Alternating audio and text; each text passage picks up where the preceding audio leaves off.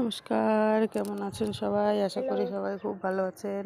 দেখো রথ একদম রেডি। রথে ঠাকুর উঠে গেছে। ঠাকুরের মালা টালা পরিয়ে এখন পুজো দেওয়া হবে। তা হঠাৎ করে আমার মনে হলো রান্নাবান্না করে রেস্ট নিচ্ছি, তা হঠাৎ করে একটু শুয়ে রয়েছি। কী করবো, ফোন ঘাঁটছিলাম। হঠাৎ করে মনে হলো একটু খাজা বানাই আজকের দিনে, যেহেতু ঠাকুরকে দিতে হয় ভোগ। যেমন হয় তেমন আধা ঘন্টার মধ্যে তাড়াতাড়ি স্নান করে এসেছি।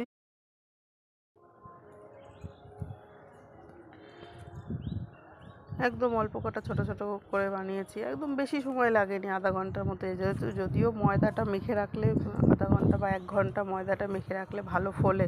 এটাও ফুলেছিল মোটামুটি, খারাপ ফোলেনি, ভিতরে মিষ্টিও ঢুকেছিল। শিরাটা বানিয়েছিলাম, খেতে স্বাদই হয়েছে, বেশ যেমন যেমন বানায় সেমনভাবেই বানিয়েছি। কিন্তু ওই যে ময়দাটা মেখে রাখিনি, আধা ঘন্টার মধ্যে বানিয়ে ফেলেছি সাথে সাথে একদম।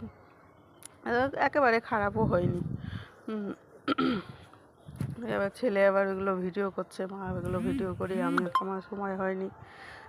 কালকে যেহেতু সময় পোস্ট করার সময় পাইনি, আজকে করছি।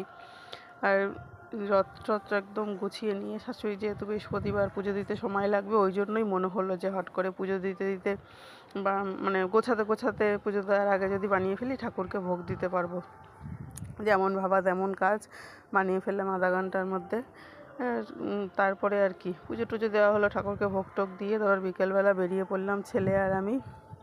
অনেক বাচ্চারা রথ নিয়ে বেরিয়েছে, একদম অনেক অনেক রাস্তায় বেরিয়ে, যেহেতু সকাল থেকে দুপুর থেকে বৃষ্টি হচ্ছে ঝিরিঝিরি, এখনও বৃষ্টি হয়ে যাচ্ছে মাঝে মাঝে, আবার মাঝে মাঝে একটু ফাঁক দিচ্ছে, তখনই বাচ্চারা বেরোচ্ছে রথ নিয়ে, রাস্তা দিয়ে টেনে বেড়াচ্ছে সবাই। আমিও ছেলের সাথে ছিলাম, যেহেতু ওকে একা তো ছাড়তে পারি না। আর এটা তো গ্রামের দিক না যে অনেক বাচ্চা আসবে। তারপরে আবার কি ছেলে বলছে যে হঠাৎ একটা ঠাম আছে কীর্তনে, ওই ঠামের বাড়ি যাই চলো।